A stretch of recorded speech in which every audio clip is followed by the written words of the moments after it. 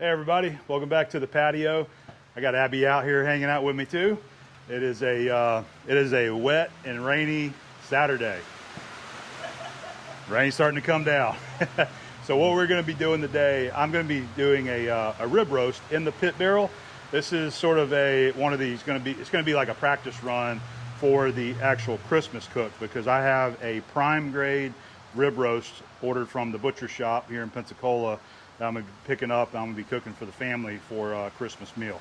But I've got one that I've had in the freezer for a year now. I thawed it out, seasoned it. I'm going to put it on the pit barrel. I'm going to enjoy that for dinner tonight. Abby does not like prime rib because she likes filet, so she is not going to be having any of my rib roast for dinner today. But anyway, what? She does not like the real fatty cuts of beef, so that's why she likes the. So she likes the filet. So let's go ahead and get started on this. I'm going to show you what we're doing here, and here's the rib roast. So what I like to do around this time of the year, our local Publix and Winn-Dixie's usually have these standing rib roast on sale. And last December, I bought 3 of these at $5.99 a pound. They usually average around 6 to 7 pounds each.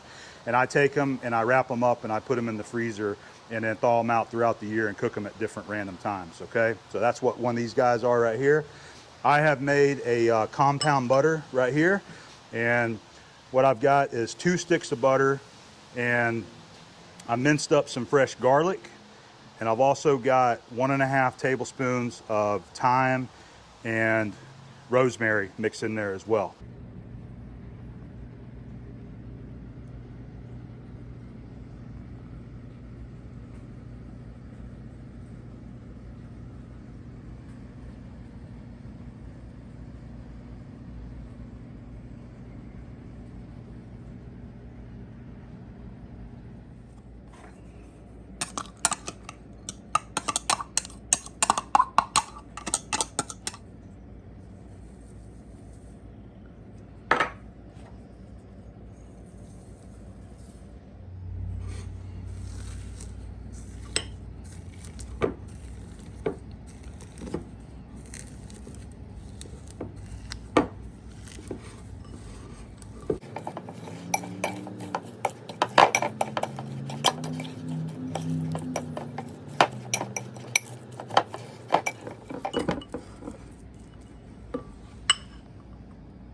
So what I'm going to do is take this, I'm going to coat it all over the rib roast.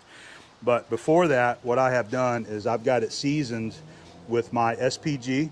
I did this yesterday and then put it in the fridge and just let it sit in the fridge uncovered, just like you see here. That's why I don't have any salt and pepper in the compound butter, because it's already seasoned here on the beef. So I hope this is going to be delicious. I know that it will be. Can't wait to get going. I'm going to use my ThermoQ2. I'll have one monitor the ambient temp, and we'll have one in the roast there as well. So now that we have that, I'm going to go ahead and show you my fire setup. I've had some people ask me about this, so I haven't actually shown this yet right here. This will be the first time. This is a piece that I made for the charcoal basket for the pit barrel. I have one for the large pit barrel. I also have one for the pit barrel junior. This is just a piece of pipe that I had in the shop. I cut it and I welded a piece of plate to it there, and what this does is separate it. And I'm going to grab a few of these charcoals right here on this side, put it in the chimney, get it started, and once these are hot, I'm going to dump these right here on this side. And what this is doing is that this is similar to what the snake method is for a lot of people that use kettle grills, like your Weber's. They will line the charcoal around the base of the kettle and start it on one side and let it burn around. That's what I'm doing here with this system right here, and this is something that I've been testing and trying to keep the ambient temps up the pit barrel down a little bit lower than when you have a full charcoal basket cooking. Now both methods work well, but I like using this right here, and I'm continuing to try it and see how it does for me. So I've got 3 pieces of pecan wood. I just cut these up myself, and that's more than enough smoke that you're going to need in there for this cook. So that's it. We're going to go ahead and get this started, and I need to get the roast rubbed down with the compound butter, and we'll get this guy on to cook. Let's go ahead and get our roast rubbed down with our compound butter. I've got some brand new gloves on, so we can just use our hands and get this thing rubbed down nice. I plan on using all this butter and just let it render down as it cooks. Smells really good. Mm-hmm. Smells good. That's that fresh garlic.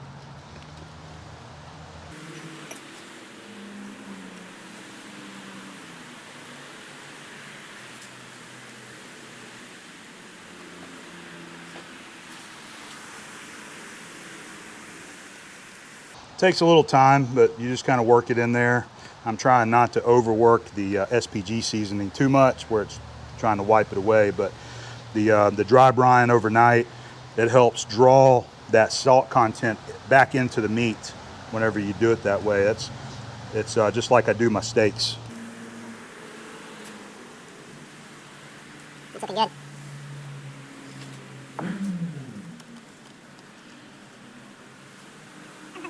You are. You're hungry for my rib roast now, aren't you? Maybe I need to do you a beef tenderloin this way. Yes, you do. I think you would like a beef tenderloin because that's a fillet. All right, we got one more side to do.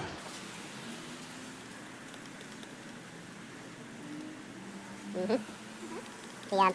The 2 sticks of butter is just about right for this size of a. It's the perfect amount. Yep. So the one that we do for Christmas that I've got ordered is going to be a little bigger than this. They sell it to you by how many bones you want.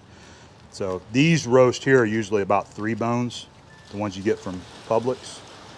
And I ordered 4 ribs. Really looking forward to that one because it's going to be a prime. It's going to be a sure enough prime rib. I'll be interested to see the difference. Yep. Or your opinion of the difference. All right, I got a little more. We're just going to keep working that, and then we're going to go down and get the charcoal fired up. Let's go ahead and get our charcoal started. So I did want to point out, I like using Kingsford charcoal briquettes. They're very easy to get because they're right down the road at Lowe's.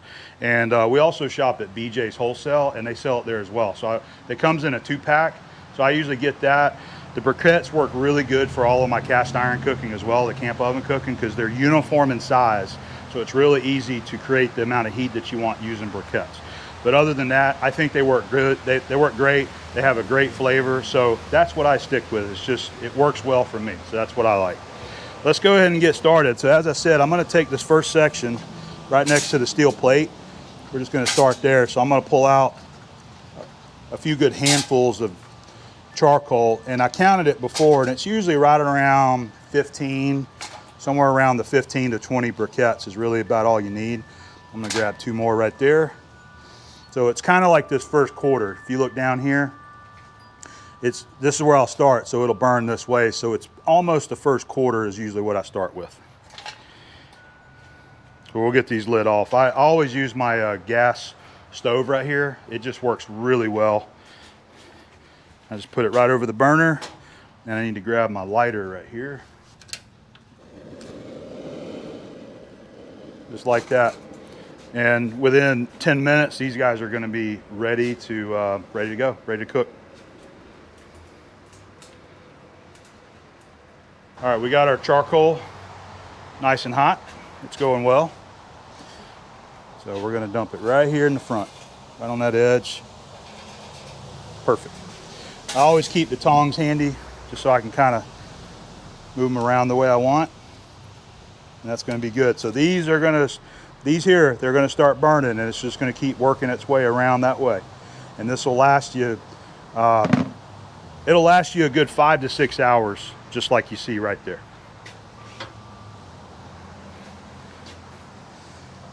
This is my preferred, this is just a hanger tool that I made so that I can do this right here. I can pick this up because I do not like trying to dump them down inside of the pit barrel. Now I'm going to position it so that the hot coals are to the back. I've got the lower damper almost all the way closed. Now I'm going to take my pieces of smoke wood right here, and I'm going to go ahead and set them in here like this. Do them just like that right there. And that's plenty of smoke wood. Now, set the grate in here. I'm gonna let that start getting a little bit hot. Just give it like 5 minutes, and then I'm gonna set the roast in there. So the upper temp, that's gonna be your ambient temp. You can see we just hit around 225. So we're gonna go ahead, it's been about 5 minutes. We're gonna go ahead and throw the roast on there. That's looking good.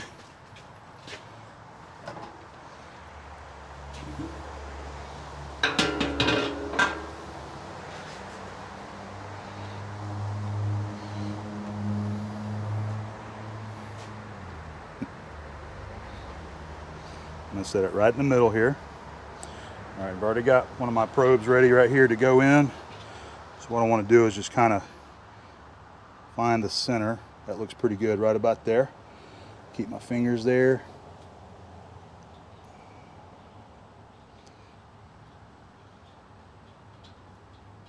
Just like that. All right. Now what I end up doing later on in the cook, once this thing starts heating up, you'll find that you're not exactly in the middle where you need to be. So that's when you start probing it to find the coldest spot, and then reposition the probe and then leave it there once you do. All right, I'm gonna hit my timer. I like knowing how long. This is probably gonna take anywhere from 4 to 5 hours today to finish up. So we're gonna close her up. Now I wanna point out on my thermocue, the ambience, 55, 56 degrees. I've had this sitting out on the counter inside. I pulled it out. I think it was around 7:30 this morning when I pulled it out of the fridge, set it on the counter. I just put a towel over it, and you can see it's still at 55 degrees. So what I'm getting at is that when people say pull it out about an hour before you put it on there and let it get up to room temp, it takes hours to get a big roast up to room temperature. It takes hours. So you can't, when people say, oh, just let it sit out for an hour and get to room temperature, it's still gonna be freezing cold in the middle of it. Anyway, we're gonna start our cook. We'll bring you back. I'll give you some highlights of the cook throughout the day, okay? So we've been on for 36 minutes now, and I wanted you to see this. You can see the upper one is our ambient temp. We're hovering right around 222, and that fluctuates up and down a little bit. Our internal is at 60. I wanted to mention, I don't do these that often, and I might have been off on my time on how long this is gonna take. I think I said 4 to 5 hours. This is probably not gonna take near as long. It might take 2 to 3 hours to get it up to the temperature. We're probably gonna go right around the 120 mark and then pull it and then let it rest. The last one of these that I did, I actually, whenever we were camping up in North Alabama, I had taken one of these with us. I had it in the freezer, and then when we got there to the state park, I thawed it out and cooked it there for one of our meals. And whenever I had stuck the probe in there, I thought it was fully thawed, and in the very center it was still at 30 degrees. And I know that's kind of a no-no whenever you're doing smoked meats, but that's what it was. And that one ended up taking me about 5 hours to get it up to about 120 the way I want, using the charcoal method like I'm showing right here. So I was thinking about that roast when I mentioned that timeline, but I'll be sure to, you guys will know how long we're going to be cooking today's roast. So 37 minutes, but let's go ahead and take a peek at it and see how everything is doing. That looks cool with all the herb on there. So the butter is melted down, and you can see, I think you guys can tell, we got a nice slow burn on the charcoal. That butter's down there on the charcoal too, so that is going to help add a lot of nice smoky flavor as this thing continues to cook. So we're going to let it roll, and I will bring you guys back later and show you how it's looking. Okay, let's do a little update on where our roast is at. So we've been cooking for 2.5 hours now. All right, our ambient temp has been running very close between 210 and 220. Right now we're on the high side of 220, and so our internal temp is showing around almost 104 degrees. So it's doing pretty good. Let's take a look at it. It's looking nice. Looking nice. All right, so our charcoal, you probably can't see it. It's not quite halfway around. It's probably a good 1/3 away around that that charcoal basket. So let's close her back up, and we're just going to let her keep on cooking. So I've got this set to alarm off at 120 degrees. That's what I'm going to let it go to, and then I will pull it and let it rest for a while.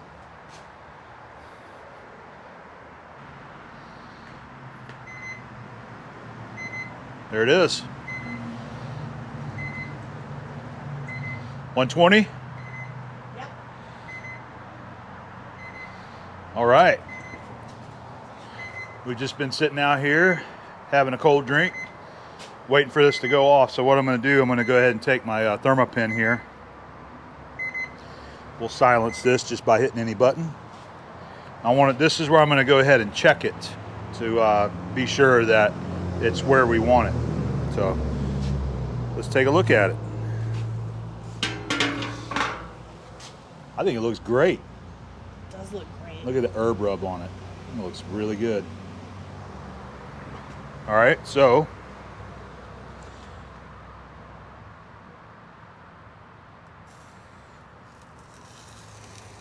$119. See that? $118. So we still got a couple degrees to go. 118 is what it's looking like. Go a little deeper. All right, and start pulling it back. So let's just see 118. I think that's going to be about it. I'm going to check it again.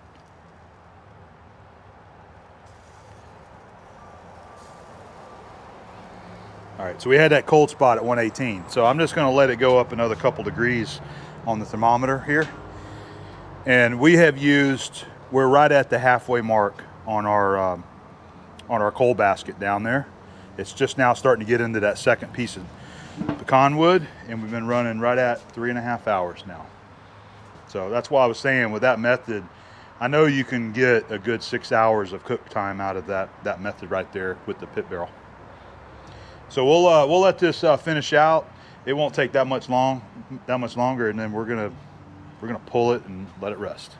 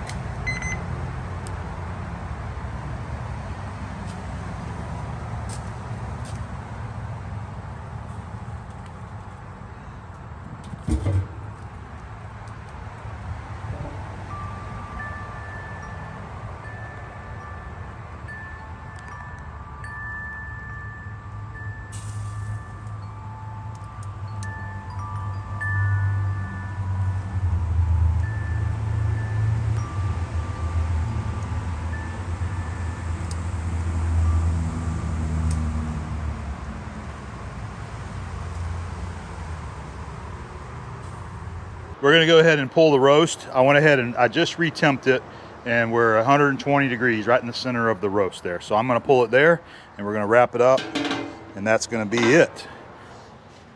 My lid is actually kind of in the way here, so I'm gonna set it out of the way. I'm just gonna go ahead and pull the probe out. That's why I got my gloves on here.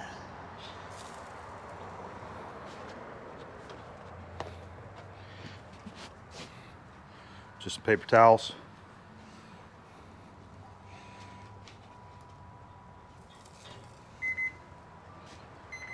The alarm's going off again because now it's getting hot. There we go. I'm gonna just turn this off.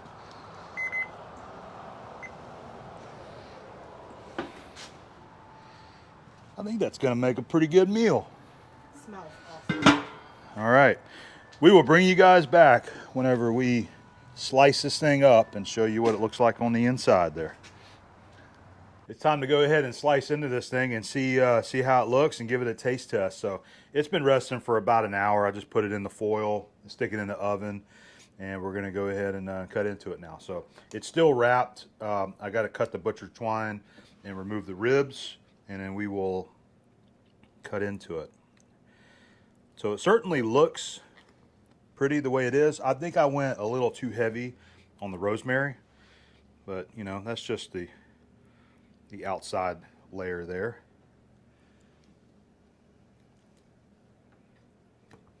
Hopefully it's going to have lots of good flavor on the inside.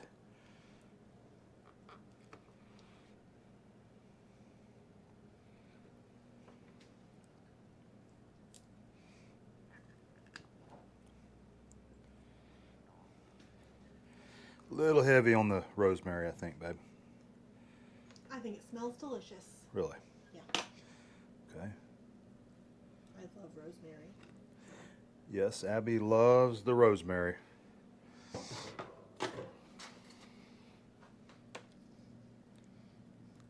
see here. There's the ribs.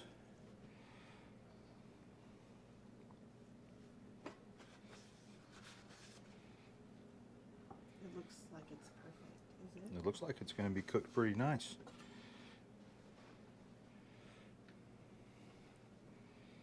I'm just going to go right down the middle here. Mm-hmm.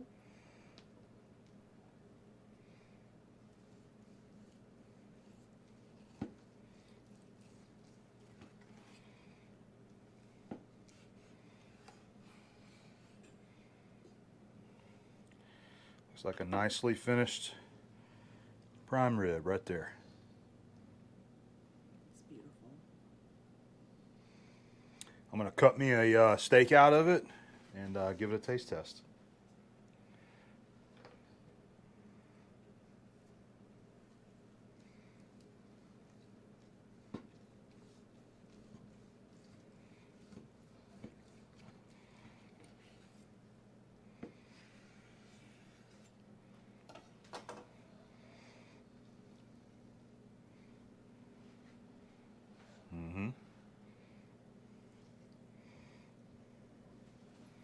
Look at that juice in there.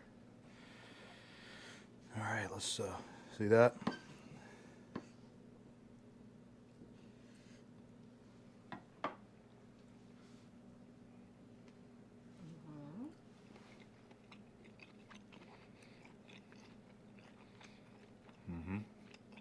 He's happy, I think. Tastes good. Matter of fact, I'm going to have me another bite here. It has that smoke flavor. I can smell it, so I know it's there. I love the that's that out area that we really love, the real tender section of the steak, and it's got a lot of flavor there. I love the salt content of it. That's why I like to, you know, salt and pepper it ahead of time, and it just turned out good. I'm gonna try this little area right in here.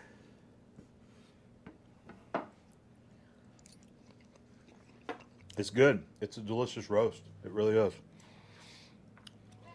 So, you know, like we said before in the beginning of the video, these are the kind of roasts that you can get at your well, down here, you know, we have Publix and Winn-Dixie's, and they usually have these roasts right here on sale around the holidays, and you can pick them up, you know, for half of what they usually go for. So it's fun to it's nice to be able to get these and get 2 or 3 of them, you know, put them in the freezer, and then different times throughout the year you pull one out and smoke it, cook it, and makes a delicious meal.